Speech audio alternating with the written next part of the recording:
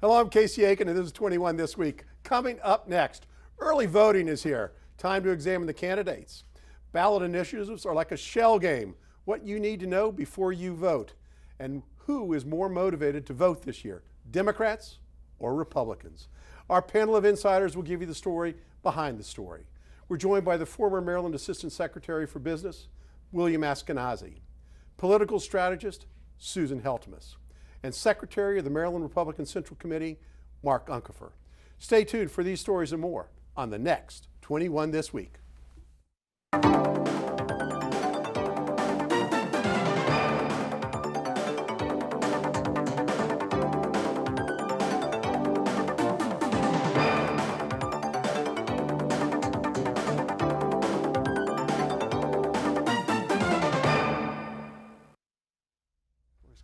All right, Election Day 2018 is finally upon us as early voting began on October 25th and ends on November 2nd.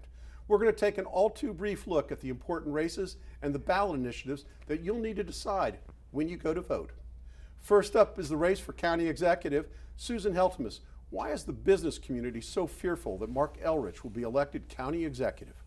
I don't know if the word is frightened or scared. GCAR did endorse Mark Elrich, but I think there is a concern on part of the community, business community included, that are concerned by what some people would say extreme liberal ideas, tax and spend, you might call it that, and that's the way the business community is viewing it, and they view Nancy as not putting a building on every street, but someone who's going to look at expanding the tax base and growing jobs rather than putting a tax hike in. Bill, real quickly, you know, Mark Elrich only got 29% of the primary vote of Democratic voters. Doesn't that show that there's a weakness in his candidacy? Oh yeah, I think the developers, first of all, are petrified that he'll get in and continue with his overregulation and punitive measures, and that's why a lot of the PAC money is flowing to Nancy Florine. It's not that much, but there is PAC money. No, it's a lot. And lately there's been mailers, which we'll get into a little bit later,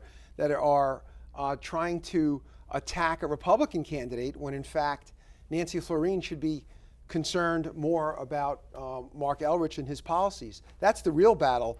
Where's the tax dollars going to be spent and where the development's going to go in the county? All right, well, let's keep moving on. Mark, the president of independent candidate Nancy Florine makes this race difficult to assess, and it seems, as Bill pointed out, that she's looking to siphon off Republican votes in an effort to defeat her former colleague on the county council.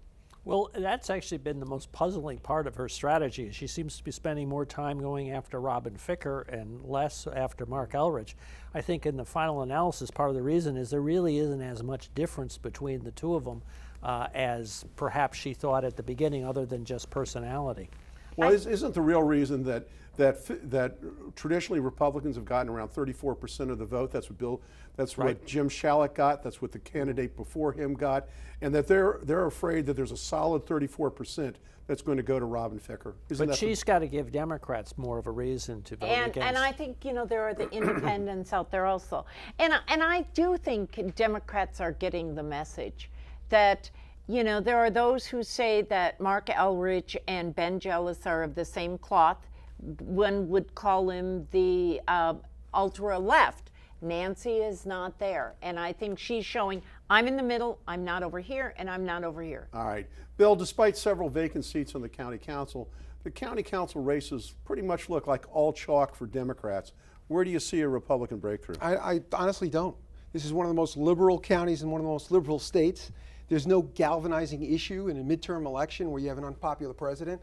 Local issues, the moderates are always transportation, crime, education. So there's not that much of an issue to differentiate people. And I will say that Ed Aminati in District 2 has been an incredible candidate, and he's got a good shot at it. At the at-large candidates, you're looking at 30,000 votes per Democratic winner, and maybe 9,000 to 10,000 per Republican. But Shelley Skolnick and Robert Dyer, hardworking, good people. Reminds me of the 1965 Mets. I would love to watch them. But are they going to win? No. But you keep coming back for more. I want to add, your District 2 is now represented by Craig Rice for voters who don't know it by number. And the other thing that you should note is that Republicans are on the ballot first this year. So it'll be interesting to see what that does because you have to go down all the Republicans before you get to the Democrats. Boy, that's a more than real that. inside baseball analysis, isn't No, it? there is a 5% supposedly. All right, well, we got to need keep more than moving. that. Susan,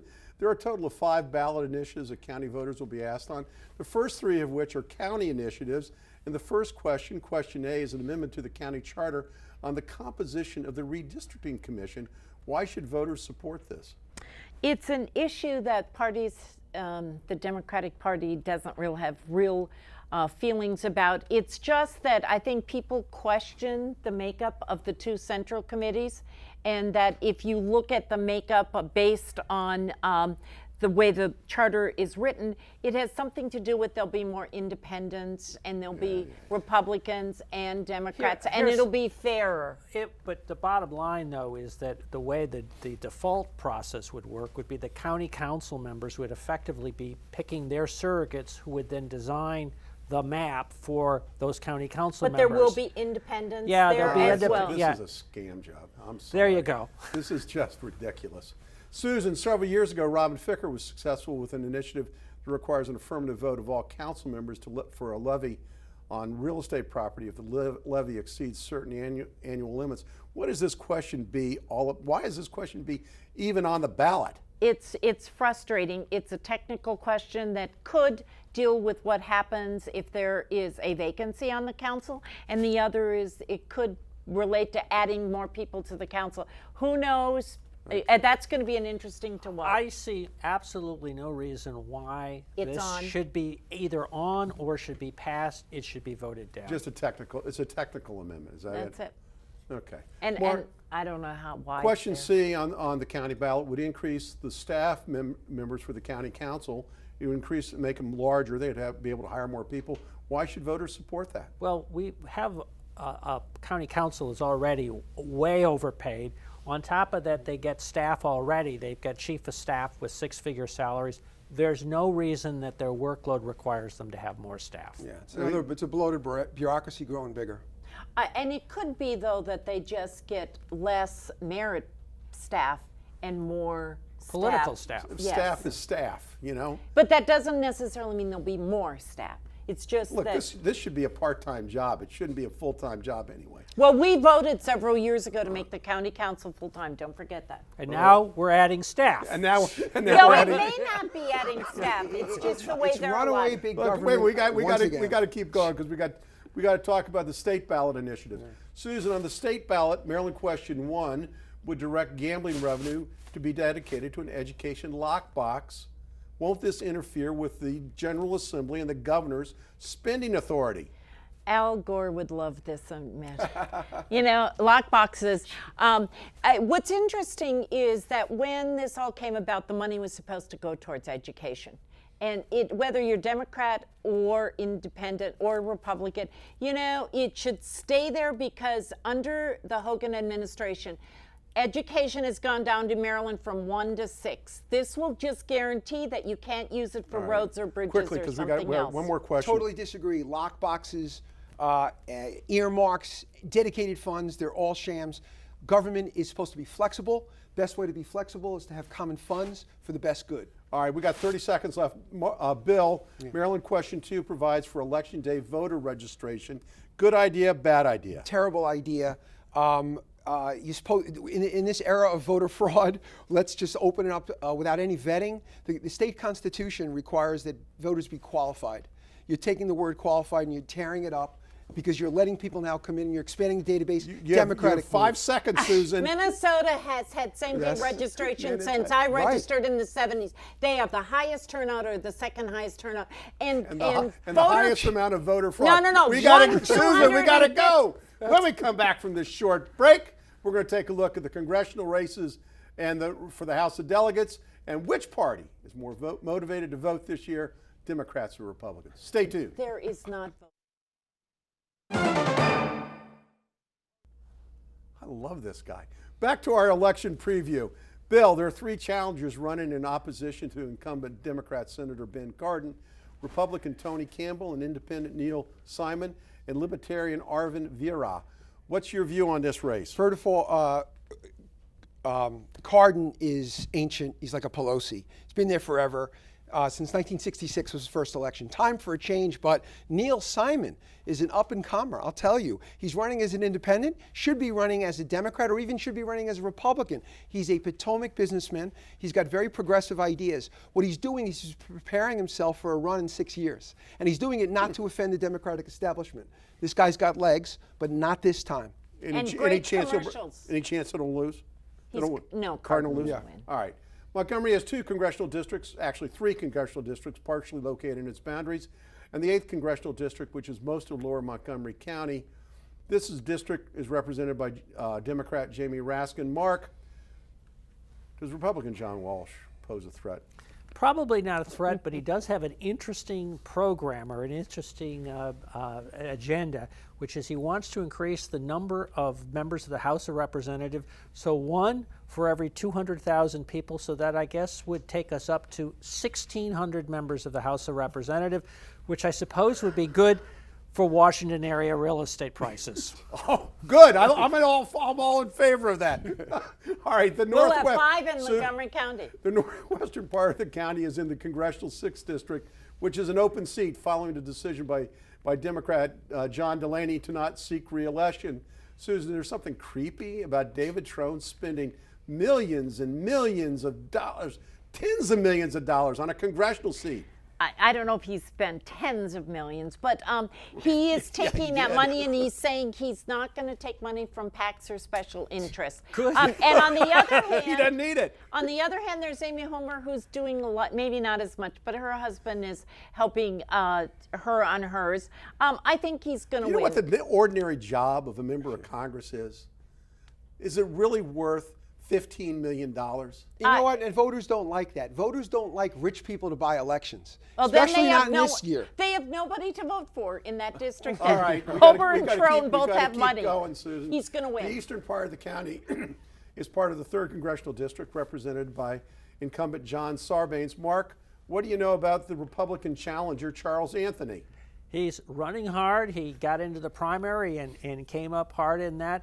It's a hard district to run in because it's the most gerrymandered district in America. To get from one part to the other, you can't even drive on a road. You got to drive by boat in order to get from one part to another. You need a car and a boat. Car and a boat to Carry your dinghy.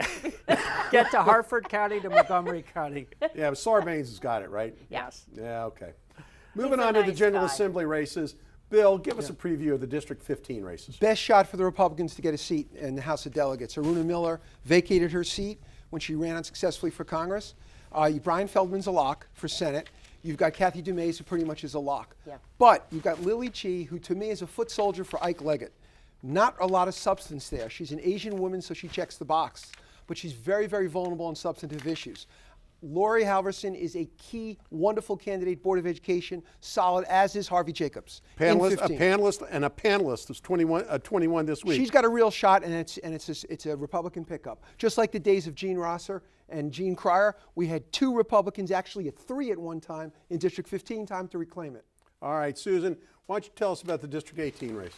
Republicans don't have a prayer. Jeff Waldstreicher of the Senate is unopposed. And there are 2 people challenging the 3 Democrats, Emily Shetty, incumbent Al Carr, and Jared Solomon.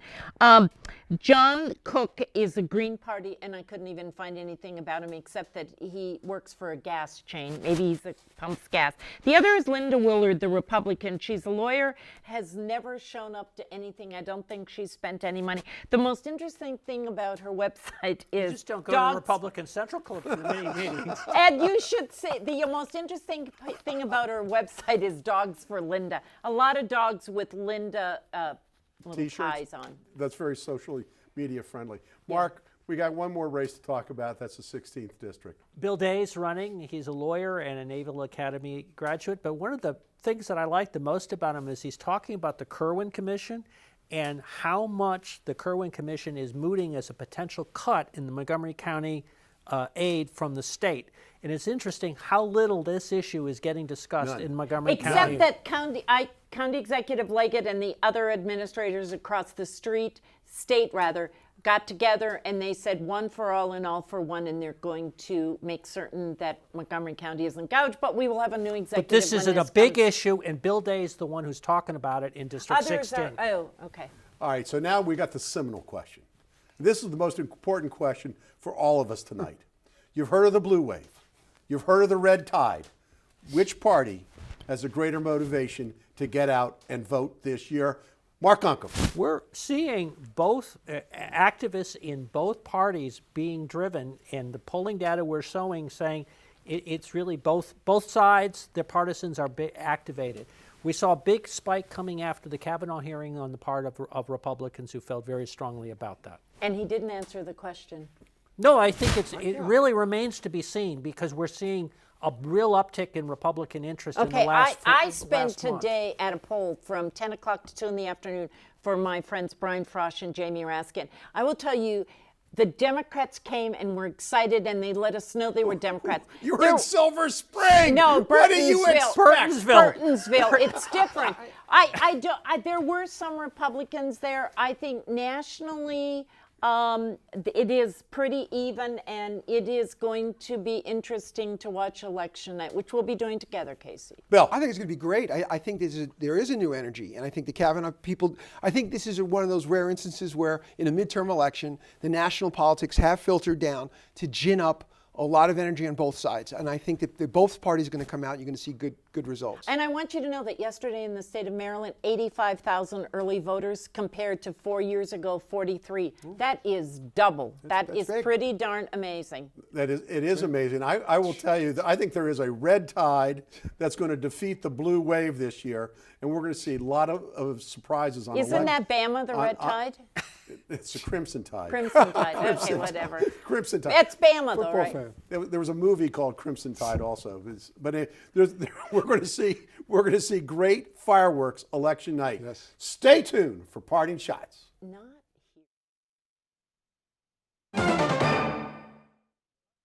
And welcome back. Now with parting shots, Bill Askinazi. Come on, Nancy Florine. Come on, Steve Silverman. What is this? This was a political hit piece on Robin Ficker.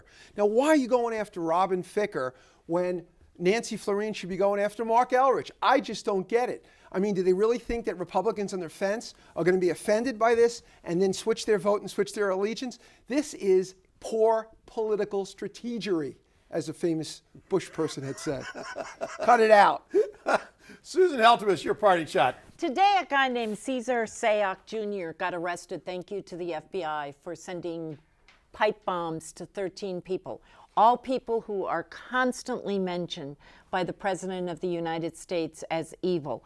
The former NSA person, the FBI person, former presidents, George Soros, James Clapper, Tom Steyer.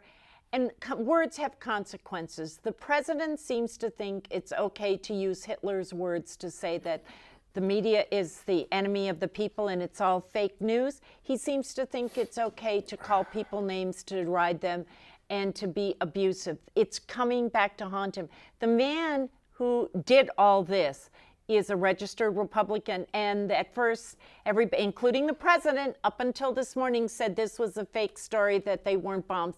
They were, and in a year's time, this man's van went from no stickers to Trump crazy stickers. So words have consequences, and then this afternoon, the president thanked everybody, but not the FBI, and he then went on fake news. Mr. Trump, you're killing our country. Thank you, Susan. Mark Uncapher, your parting shot. You know, I'm trying to figure out there who Susan is more outraged about. Is it Trump or is it the bomber? Certainly, we've had a long history in this country of political violence, and it is absolutely inappropriate. This bomber or attempted bomber should be abhorred, but let's not use this situation in order to take political shots. Let's approach it as it is, as a criminal justice issue with a particular individual. Thank you, Mark. As we approach the election cycle, I want all of our viewers to know that if you want up to the minute news about Montgomery County election races, you can tune into Channel 21 on election night, when Susan and I are going to host the election wrap up from 10 to 11 that evening. We've got an exciting program in store, and we're guaranteed to see some fireworks that night. So for 21 this week, I'm Casey Aiken. I want to thank you for tuning in each and every week to Montgomery County's hardest hitting political talk show.